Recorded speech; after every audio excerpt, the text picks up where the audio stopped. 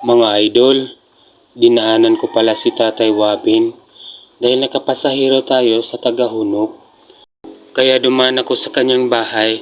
Tara at ating kumustahin si Tatay Wabin. At ayan nga, naabutan ko si Tatay Wabin.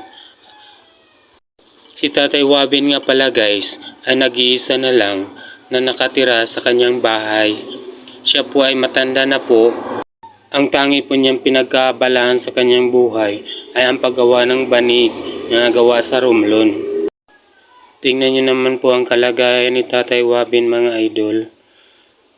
Tingnan niyo ang kanyang sirang-sira na ang kanyang dasaingan mga idol. Oh.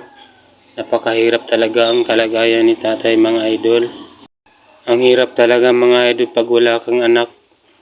Sa pagdating ng pagtanda mo, walang mag-aalalay sa iyo mga idol. Sana mga idol, hindi mangyari sa akin ang mga naranasan ni Tatay mga idol. Nakakaawa po talaga mga idol. Nagira ko kay nagkapasahero ko sa sa Hunok ba? At malapit na tayo makatulong sa nangangailangan mga idol. Maraming salamat sa panonood mga idol. Please like and share mga idol. Salamat.